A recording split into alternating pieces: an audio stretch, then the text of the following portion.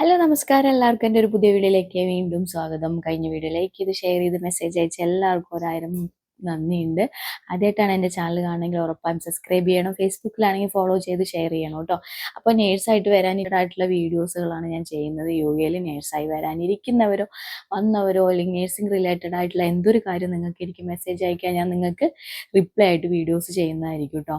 അപ്പോൾ അടുത്തൊരു സബ്സ്ക്രൈബർ ചോദിച്ചതായിരുന്നു, ചേച്ചി എങ്ങനെയാണ് ഇവിടെ വന്നത്, ഏത് ഏജൻസി മുഖേനയാണ് വന്നത് എന്നുള്ളത്. അതായത് ഞാനൊരു വീഡിയോയിൽ പറഞ്ഞിട്ടുണ്ടായിരുന്നു, ഞാനും ഏജൻസി മുഖേന വന്നതാണ്, അങ്ങനെ പറ്റിക്കപ്പെട്ട ഒരാളാണ് ഞാനും എന്ന് പറഞ്ഞിട്ടൊരു വീഡിയോ എനിക്കൊന്ന് 2-3 വീഡിയോസിൽ ഞാൻ പറഞ്ഞിട്ടുണ്ടായിരുന്നു. അപ്പോൾ അതുകൊണ്ട് എന്നെ സബ്സ്ക്രൈബർ ചോദിച്ചതാണ്, ചേച്ചി എന്ന് വെച്ച് കഴിഞ്ഞാൽ കോവിഡ് ആ ഒരു സമയത്തായിരുന്നു വന്നിട്ടുണ്ടായിരുന്നത്. കോവിഡിൻ്റെ ഒരു പാൻഡമിക് സിറ്റുവേഷൻ്റെ ആ സമയത്തായിരുന്നു. കുറേ സ്റ്റാഫിനെ ഇപ്പോൾ യു.എയിലല്ലാത്ത തന്നെ സൗദിയിൽ അവിടെ ഇവിടെ എല്ലാം എടുത്തിട്ടുണ്ടായിരുന്നു കുറേ സ്റ്റാഫിനെ.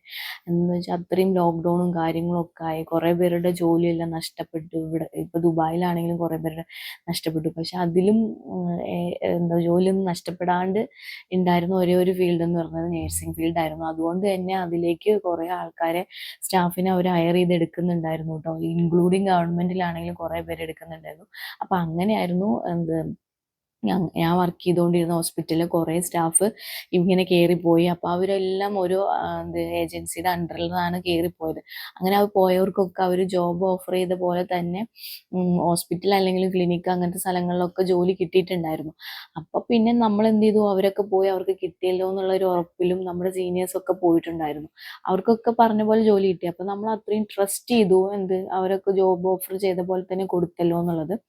അങ്ങനെ എറണാകുളത്തായിരുന്നു ഫിറോസ് എന്നായിരുന്നു അയാളുടെ പേര്, പിന്നെ സത്താർ, അങ്ങനെ കുറേ അവരുടെ അണ്ടറിലുള്ള ആൾക്കാരൊക്കെ. എനിക്ക് അതിനെക്കുറിച്ച് ഒരു ABCD അറിയില്ല. പക്ഷെ വർക്ക് ചെയ്ത ഹോസ്പിറ്റലിൽ നിന്ന് കുറേ പേര് പോയി അവർക്കൊക്കെ ജോലി കിട്ടി എന്നൊക്കെ ഉള്ള ഒരു ഉറപ്പിൻ്റെ പുറത്താണ് നമ്മളും ട്രസ്റ്റ് ചെയ്തത്. നമ്മളവിടെ പോയി, എറണാകുളത്തായിരുന്നു അവരുടെ ഓഫീസും കാര്യങ്ങളും ഉണ്ടായിരുന്നത്. പോയി അവരെല്ലാം ഇങ്ങനെ പറഞ്ഞു. അവർ പറയണൊക്കെ കേട്ട് കഴിഞ്ഞാൽ നമ്മൾ ശരിക്കും അതിനകത്ത് വീണ് പോകും. പിന്നെ നമ്മുടെ ഓൾറെഡി ആൾക്കാർ പോയി അവർക്കൊക്കെ ജോലി കിട്ടിയിട്ടുണ്ടല്ലോ. അപ്പോൾ ആ ഒരു ഉറപ്പിൻ്റെ മേളിലാണ് നമ്മൾ 100% ട്രസ്റ്റ് കൊടുത്തത്. പിന്നെ അവർ പറഞ്ഞു വിസിറ്റിംഗ് വിസ എടുത്ത് തരും, പിന്നെ ലൈസൻസിൻ്റെ കാര്യമൊന്നും അവർ പറഞ്ഞില്ലായിരുന്നു. ഞാൻ ഇവിടെ വന്നിട്ടാണ് ലൈസൻസ് എഴുതിയിട്ടോ. ദുബായിലാണ് ഞാൻ DH എക്സാം എഴുതിയത്. അന്നേരം നമുക്ക് ലൈസൻസിനെ കുറിച്ചല്ല, വിത്തൗട്ട് ലൈസൻസിലൊക്കെ എടുക്കുമെന്ന് പറഞ്ഞത്. എന്താ വെച്ചാൽ ആ കോവിഡ് ടൈമാണ്. അപ്പോൾ അത്രയും ആൾക്കാരെ വേണമെന്നുള്ള ഒരു കൺസെപ്റ്റിലാണ് നമ്മളും പോയി പെട്ടത്. പിന്നെ അവർ വിസ കാര്യങ്ങൾ അവർ തരും. വിസയും കാര്യങ്ങളെല്ലാം കഴിഞ്ഞിട്ട് കോൺട്രാക്റ്റ് ഉണ്ട്, നമുക്ക് എഗ്രിമെന്റ് പേപ്പറിൽ മുദ്രപേപ്പറൊക്കെ ഉണ്ടായിരുന്നു. ആ മുദ്രപേപ്പറിൽ അവർ ഇങ്ങനെ ജോബ് കാര്യങ്ങളൊക്കെ ചെയ്യും, നമുക്ക് കിട്ടും, 1 മന്തിൻ്റെ ഉള്ളിൽ തന്നെ ജോലി മേടിച്ചു തരും എന്നൊക്കെ പറഞ്ഞ് അവരുടേതും ഇത്ര രൂപ 2.5 ലക്ഷം രൂപയാണ് കൊടുത്തത് കേട്ടോ. ആ 2.5 ലക്ഷം രൂപയുടെ കാര്യങ്ങളൊക്കെ ഇത്. അപ്പം മുദ്രപേപ്പറൊക്കെ ഉണ്ട്. നമ്മൾ ശരിക്കും വിശ്വസിച്ച് പോയി, ശരിക്കും ജെന്യൂൻ ആണെന്നുള്ള കാര്യത്തിൽ ഉറപ്പായിരുന്നു. പിന്നെ ഫുഡ് ആൻഡ് അക്കോമഡേഷൻ ഒക്കെ അവർ ഓഫർ ചെയ്തിട്ടുണ്ടായിരുന്നു കേട്ടോ. പിന്നെ നമ്മൾ പോകാൻ നേരത്തിൻ്റെ ഒരാഴ്ച മുന്നേ വീണ്ടും പോയി വിസിറ്റ് ചെയ്ത് നമ്മൾ വിസയും കാര്യങ്ങളും നമുക്ക് തന്നു. പിന്നെ അതുപോലെ തന്നെ നമ്മൾ ആ പറഞ്ഞ 2.5 ലക്ഷം രൂപ അവർക്ക് കൊടുത്തു. അവർ മുദ്രപേപ്പറിൽ സൈനും കാര്യങ്ങളും ഫസ്റ്റ് പാർട്ടിയും സെക്കൻഡ് പാർട്ടിയും തേർഡ് പാർട്ടിയും ഒക്കെ സൈനൊക്കെ ചെയ്ത് ആ മുദ്രപേപ്പറിൻ്റെ ഒറിജിനൽ നമുക്ക് തന്നു കേട്ടോ. അപ്പോൾ അങ്ങനെ പോകുമ്പോൾ അവിടെ കുറേ പേര് വന്നിട്ടുണ്ട്, കുറേ പേര് പോയവരാണെന്നൊക്കെ പറഞ്ഞ് അങ്ങനെയൊക്കെ വന്നിട്ടുണ്ടായിരുന്നു. അതിലൊന്നും ഒരു ഫേക്കും കാര്യങ്ങളും ഇല്ല. പിന്നെ നമ്മൾ വിട്ടുപോയെന്ന് വെച്ച് കഴിഞ്ഞാൽ പിന്നെ അവർ റിക്രൂട്ട്മെന്റ് നടത്തിയവർ അവിടെ ജോബ് ഓഫർ ഉണ്ടോ എന്നുള്ളത് നമ്മൾ പോണ മാസത്തിൽ, അതായത് ഇതൊരു 2-3 മാസം എടുത്തു ഇതിന്റെ പ്രോസസ്സിങ് കാര്യങ്ങളൊക്കെ കംപ്ലീറ്റ് ചെയ്യാൻ. ആ സമയത്ത് നമ്മൾ പിന്നെ അന്വേഷിച്ചൊന്നുമില്ല, ഓൾറെഡി അവർക്കൊക്കെ കിട്ടിയല്ലോ എന്നുള്ള ഒരു ഇതിലാണ് പോയത്. അവർ പറഞ്ഞ പോലെ തന്നെ വിസിറ്റിംഗ് എടുത്ത് തന്നു. As per the UE rule അനുസരിച്ച് വിസിറ്റിങ്ങിൽ വന്നിട്ട് ജോലി അന്വേഷിക്കാൻ പാടില്ല. ഫസ്റ്റ് ഓഫ് ഓൾ അതിനെക്കുറിച്ച് നമുക്കൊരു ABCD അറിയത്തില്ല. പിന്നെ അവർ പറഞ്ഞ പോലെ വന്നു, എയർപോർട്ടിൽ ഇറങ്ങി. ഞങ്ങളൊരു 3 പേരാട്ടോ പോയിട്ടുണ്ടായിരുന്നു ഒരുമിച്ച്. വേറെയും കുറേ പേരുണ്ടായിരുന്നു. പക്ഷെ നമ്മുടെ ഹോസ്പിറ്റലിലെ 3 പേരും കൂടി ചേർന്നിട്ടാണ് ഉണ്ടായിരുന്നത്. അങ്ങനെ നമ്മൾ പോയി എയർപോർട്ടിൽ ഇറങ്ങി. അവർ പറഞ്ഞ പോലെ തന്നെ നമ്മൾ ആൾ വരും പിക്ക് ചെയ്യാനായിട്ടെന്ന് പറഞ്ഞു. നമ്മൾ കുറേ നേരം എയർപോർട്ടിൽ കുറേ വെയിറ്റ് ചെയ്തിരുന്നു. ആദ്യമായിട്ടാണ് ഞങ്ങൾ 3 പേരും ഹോസ്പിറ്റലിൽ നിന്ന് 3 പേര് ആദ്യമായിട്ടാണ് പോകുന്നുണ്ടായിരുന്നത്. അപ്പോൾ ഞങ്ങൾക്ക് ദുബായിനെ കുറിച്ച് ഒരു ഐഡിയ ഉണ്ടായിരുന്നില്ല. പക്ഷെ എന്നിരുന്നാൽ പോലും പോയവർക്കൊക്കെ ജോലി ഓഫർ കിട്ടിയല്ലോ എന്നുള്ളൊരു ഇതിലാണ് നമ്മളും പോകുന്നത്. അത് പറഞ്ഞ പോലെ തന്നെ അവർ വന്നു പിക്ക് ചെയ്തു, നമുക്ക് അക്കോമഡേഷൻ്റെ സ്ഥലത്ത് കൊണ്ടുപോയി. ധേരയിലായിരുന്നു അക്കോമഡേഷൻ ഉണ്ടായിരുന്നത് കേട്ടോ. നല്ല അക്കോമഡേഷൻ ആയിരുന്നു. ഒരു റൂമിൽ 8 പേര് വെച്ചിട്ട് ബെഡ് സ്പേസ് ആയിരുന്നു കാര്യങ്ങൾ. പിന്നെ നമുക്ക് ഫുഡ് കാര്യങ്ങൾ അങ്ങനെ ഒരാഴ്ച 2 ആഴ്ച നമുക്ക് നല്ലതായിരുന്നു.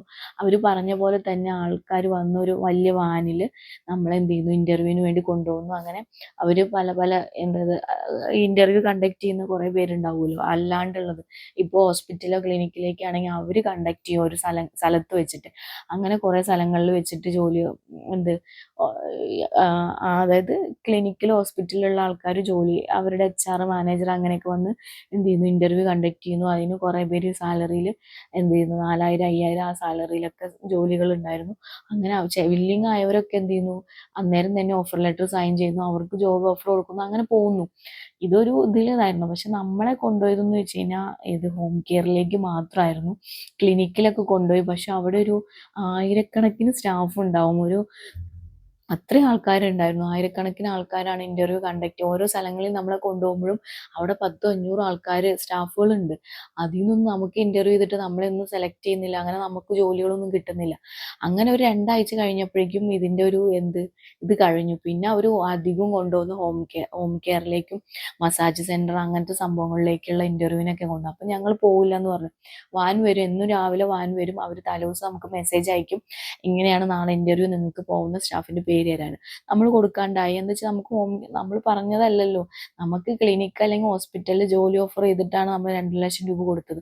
അങ്ങനെ നമ്മൾ അതിൻ്റെ ഇവിടുത്തെ കൺസേൺ സ്റ്റാഫിനോട് സംസാരിക്കുന്നു, അയാളിൽ നിന്ന് കറക്റ്റായിട്ടുള്ള റെസ്പോൺസിബിലിറ്റി കാര്യങ്ങളൊന്നും കിട്ടുന്നില്ല. പിന്നെ അവർ എന്ത് ചെയ്തു 2-3 ദിവസം കഴിഞ്ഞ് പിന്നെ അവർ നമ്മളെ വിളിക്കുന്നില്ല, കോണ്ടാക്ട് ചെയ്യുന്നില്ല. അപ്പം നമ്മൾ ആ ഒരു ബിൽഡിങ്ങിൽ ഞങ്ങൾ 11ാമത്തെ നിലയിലെങ്ങാണ്ടായിരുന്നു. അതിൽ മൊത്തം ഒരു 5-6 റൂം അവർ എടുത്തിട്ടുണ്ടായിരുന്നു ഇത് സ്റ്റാഫിന് അക്കോമഡേഷന് വേണ്ടിയിട്ട്. അതിൽ ഓരോ റൂമിലും ചില റൂമിലൊക്കെ 11-12 പേര് വെച്ചിട്ട് ബെഡ് സ്പേസിലുണ്ടായിരുന്നു. അങ്ങനെ ഈ എല്ലാ സ്റ്റാഫും ഞങ്ങളെല്ലാവരും ഒത്തുകൂടി അന്നേരം എല്ലാവരും ഒരേപോലെ പറയാൻ തുടങ്ങി, നമ്മളെ കൊണ്ടുപോകുന്നില്ല, ഈ ഹോം കെയറിലേക്ക് മാത്രം അവർ ടാർഗറ്റ് ചെയ്യുന്ന അങ്ങനെ ഇങ്ങനെയെന്ന് പറഞ്ഞിട്ട്. അന്നേരം നമുക്ക് ഈ ഹോം കെയറിനെ കുറിച്ച് അറിയുന്നത് നമ്മൾ വിചാരിക്കുന്ന അവിടെ ചെന്നിട്ട് ഈ നമ്മളെ നാട്ടിലൊന്നും ഹോം കെയർ അങ്ങനെയൊന്നും ഇല്ലല്ലോ ആ സമയത്ത് കേട്ടോ.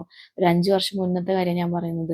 അപ്പം നമുക്ക് അതിനെക്കുറിച്ച് ഒരു ഐഡിയയും കാര്യങ്ങളും ഇല്ല. അപ്പം ഞങ്ങൾ ക്ലിനിക്ക് ഹോസ്പിറ്റൽ, നമുക്ക് ഹോസ്പിറ്റൽ എക്സ്പീരിയൻസ്, നമ്മൾ ഇവിടെ വന്നാൽ ഹോസ്പിറ്റൽ ജോലി കിട്ടും എന്നുള്ളൊരു ഇതിലാണല്ലോ വരുന്നത്. അങ്ങനെ ആർക്കും ഹോം കെയറിൽ പോകാൻ വില്ലിങ് അല്ലായിരുന്നു. പിന്നെ അവരായിട്ടുള്ളൊരു കോണ്ടാക്റ്റ് വിട്ടു പോകുന്നു. പിന്നെ അവർ ഞങ്ങളെ എവിടെയും കൊണ്ടുപോകാതായിരിക്കുന്നു. അത് കഴിഞ്ഞ് പിന്നെ ഫുഡ് കട്ടാവുന്നു, ഫുഡ് കിട്ടാണ്ടായി. പിന്നെ അപ്പം എന്താക്കി നമ്മുടെ കൂടെയുള്ള ഒരു സ്റ്റാഫ് അത് അവരുടെ കസിൻ ആരെങ്ങാണ്ടൊക്കെ സോഷ്യൽ മീഡിയയിലൊക്കെ നല്ല ആക്റ്റീവായിരുന്നു. അങ്ങനെ ഏഷ്യാനെറ്റ് ന്യൂസിൽ കൊടുക്കുന്നു, കംപ്ലൈൻറ്റ് കൊടുക്കുന്നു. ഏഷ്യാനെറ്റ് ന്യൂസുകാർ വരുന്നു, അങ്ങനെ അത് കംപ്ലൈൻറ്റ് റേസ് ചെയ്യുന്ന ആ 2 ചേച്ചിമാരും എന്ത് ചെയ്യുന്നു കംപ്ലൈൻറ്റ് റേസ് ചെയ്യുന്ന അങ്ങനെ അതാക്കി. അങ്ങനെ ഫിറോസ് എന്നാണ് പേര്, അയാൾ അറസ്റ്റ് ചെയ്യുന്നു. കൂടെയുള്ള ആളൊക്കെ മുങ്ങി.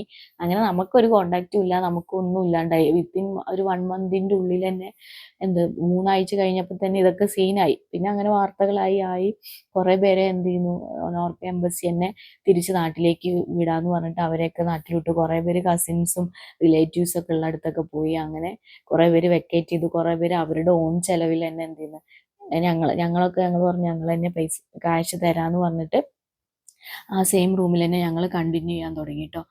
അന്നേരമൊക്കെ ഫുഡിനൊക്കെ കുറേ സ്ട്രഗിൾ ചെയ്തായിരുന്നു. പക്ഷേ നമ്മളെ കുറേ മലയാളീസ് ചേട്ടന്മാരൊക്കെ കുറേ പേര് ഹെൽപ്പ് ചെയ്തു, സാധനങ്ങളും കാര്യങ്ങളൊക്കെ തന്ന് ഹെൽപ്പ് ചെയ്തു. പിന്നെ എന്ത് ചെയ്തു ഞങ്ങൾ എന്നെ നടന്ന് അന്വേഷിക്കാൻ തുടങ്ങി. അങ്ങനെ എൻ്റെ റൂമിലുണ്ടായിരുന്ന 8 പേരിൽ 2-3 പേർക്ക് തന്നെ അവർ അന്വേഷിച്ച് പിടിച്ച് അവർക്ക് ജോലികൾ കിട്ടി, അവർ ജോയിൻ ചെയ്തു. അങ്ങനെ അപ്പോൾ അവരുടെ ഒരു സാലറി കിട്ടി തുടങ്ങി. അപ്പോൾ അവർ ജോയിൻ ചെയ്തു ഫസ്റ്റ്. അത് കഴിഞ്ഞ് പിന്നെ ഞാനൊക്കെ അന്വേഷിച്ച് കണ്ടുപിടിച്ച് അങ്ങനെ എനിക്ക് ഗവൺമെൻറ് ഹോസ്പിറ്റലിൽ ജോലി കിട്ടി. ആ കോവിഡ് ടൈമിൽ ടോയ്മോച്ച് ഹോസ്പിറ്റലിൽ കിട്ടി. അങ്ങനെ കയറി പറ്റി. അതുകൊണ്ട് അങ്ങനെ ഞങ്ങൾക്ക് കുറേ പേർക്ക് കിട്ടാണ്ട് നമ്മുടെ പൈസ പോയിട്ടോ. പക്ഷെ കുറേ പേർക്ക് കിട്ടാണ്ടൊക്കെ കുറേ പേര് ഭയങ്കരമായിട്ട് തിരിച്ച് നാട്ടിൽ പോയായിരുന്നു. അവർ 2 ലക്ഷം പോവുകയും ചെയ്തു, ക്യാഷും കിട്ടിയില്ല അങ്ങനെയൊക്കെ.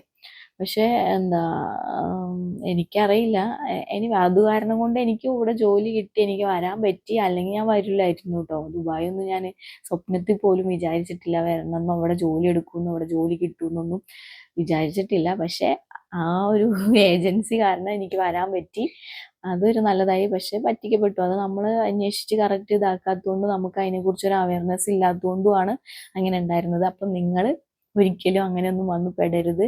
പിന്നെ ഞങ്ങൾക്ക് മനസ്സിലായത് ഇവിടെ വന്ന് അന്വേഷിച്ച് കണ്ടുപിടിച്ചാൽ നമുക്ക് കിട്ടാവുന്നതേ ഉള്ളൂ ജോലി എന്നുള്ളത്. അങ്ങനെ കിട്ടിയതാണ് എനിക്ക് ജോലി. അപ്പം ഇതാണ് എൻ്റെ ഒരു ഏജൻസി മുഖേന വന്നതിൻ്റെ ഒരു കഥ. അത് സബ്സ്ക്രൈബർ ചോദിച്ചതുകൊണ്ട് ഞാൻ പറഞ്ഞു എന്നുള്ളൂ. ഞാൻ എവിടെ ഇതിനെക്കുറിച്ച് പറഞ്ഞിട്ടില്ല, ഇൻക്ലൂഡിങ് എൻ്റെ ക്ലോസ് ഫ്രണ്ട്സിനോട് പോലും പറഞ്ഞിട്ടില്ല ഇങ്ങനെ വന്ന് ഇവിടെ പറ്റിക്കപ്പെട്ടതാണെന്നൊന്നും കേട്ടോ. സമയത്ത് ദൈവത്തിൻ്റെ ഒരു സപ്പോർട്ട് ഉള്ളത് കൊണ്ട് മാത്രമാണ് വിത്തിൻ ആ ഒരു മന്തിൽ തന്നെ ഞങ്ങൾക്ക് ജോലിക്ക് കയറാൻ പറ്റി, നല്ല സാലറിയിൽ കയറാൻ പറ്റി. ഞങ്ങളെല്ലാവർക്കും തന്നെ, ഞങ്ങൾ ആ റൂമിൽ ഉണ്ടായിരുന്ന 8 പേർക്കും തന്നെ ജോലി കിട്ടി കേട്ടോ. നല്ല ജോലി തന്നെ എല്ലാവർക്കും കിട്ടി. ഒരാൾക്ക് വാക്സിനേഷൻ, അത് കോവിഡ് വാക്സിനേഷൻ്റെ ആ സ്ഥലത്ത് കിട്ടി. അങ്ങനെ വിസയും കാര്യങ്ങളൊക്കെ ഞങ്ങൾക്ക് അടിച്ചു. ഞങ്ങൾ എന്ത് ചെയ്ത് അവിടെ തന്നെ കണ്ടിന്യൂ ചെയ്ത് ഇപ്പോൾ സ്റ്റിൽ കണ്ടിന്യൂ ചെയ്തുകൊണ്ടിരിക്കുകയാണ്.